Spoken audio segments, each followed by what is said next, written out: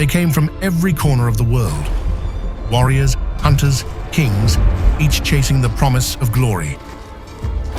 To slay the monster, to claim the head of Medusa, but few ever returned. Those who did returned as statues, frozen in terror, their final gaze locked upon a face once called divine. For Medusa was not always a monster. She was the mortal daughter of two primordial sea gods, Perseus and Ceto. Among her sisters, she alone was mortal.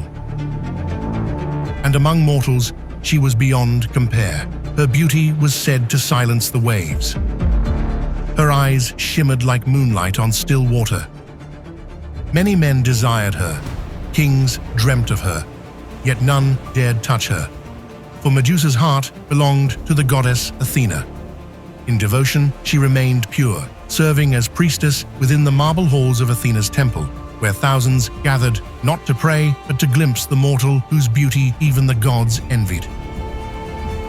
And envy is a dangerous thing, even among immortals. The whispers reached Athena's ears that a mortal's beauty rivaled her own, that her hair gleamed brighter than the goddess of wisdom herself. And within Athena's divine calm, a shadow began to stir, the seed of jealousy, silent, cold, and waiting. The betrayal of the gods. One quiet evening, as the tide whispered against the rocks, Medusa walked along the shore, her reflection dancing across the dark waters. From the depths, another gaze rose to meet her. Poseidon, lord of the sea, saw her beauty and was struck by desire. The god who ruled the waves now found himself drowning in longing for a mortal. Again and again he approached her, and again she refused him. Medusa's vow to Athena was sacred. As the priestess of the virgin goddess, she could never break it, not for a man and certainly not for a god.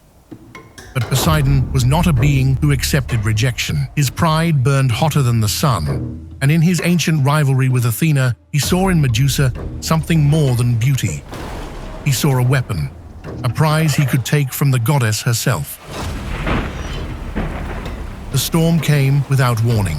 The skies blackened, and the sea began to roar as Poseidon rose from the depths, his wrath shaking the earth. Terrified, Medusa ran, her only thought to reach Athena's temple, to find sanctuary in the halls of her goddess. But the doors that had once promised protection gave her none that night. The waves followed her inside.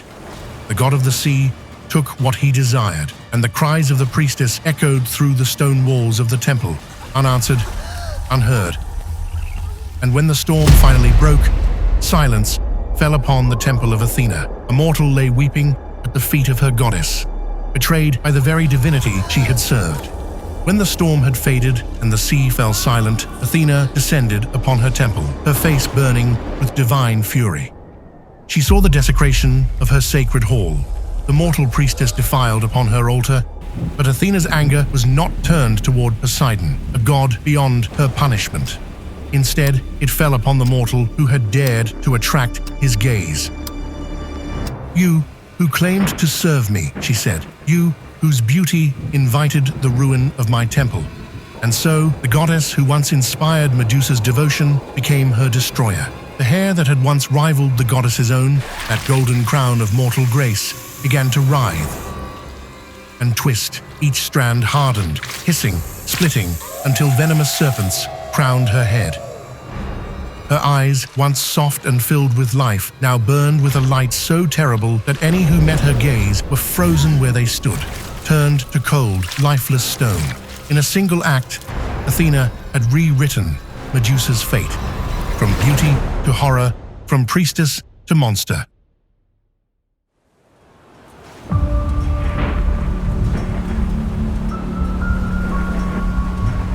Word of the creature spread across the lands.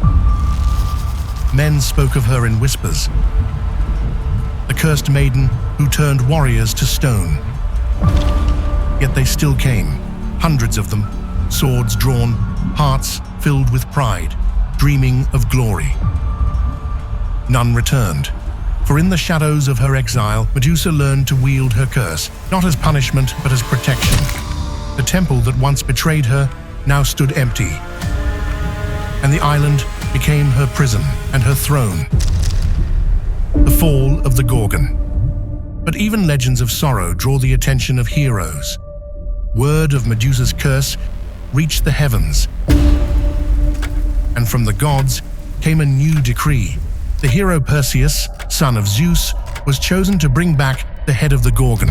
Yet even for a demigod, such a task was impossible without the aid of Olympus. From Hades, Perseus received a helmet that cloaked him in shadows, rendering him invisible to the monster's gaze. From Hermes, winged sandals to soar through the air, swift as thought.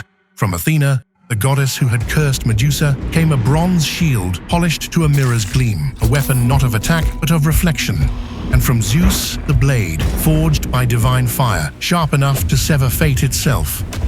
Armed with gifts from gods who had doomed her, Perseus descended upon the island where Medusa slept among statues, silent witnesses to her solitude. Guided only by the reflection in his shield, Perseus struck swiftly. And with one stroke, the curse was ended. But death did not come quietly. Even in death, her blood gave birth to beauty and power, proof that she was never truly a monster. From Medusa's severed neck sprang Pegasus, the winged steed, and Chrysaea, a warrior of golden blade. Perseus carried her head across many lands. With it, he turned kings and beasts alike to stone. And even the mighty Titan Atlas fell beneath its gaze. Yet long after Perseus was gone, the image of Medusa remained, carved upon shields, engraved upon armor, and worn as a talisman against evil. For though the gods called her cursed, mortals saw something divine in her tragedy. Medusa, the woman punished for another's sin, became a symbol of protection, of defiance, and of sorrow made sacred.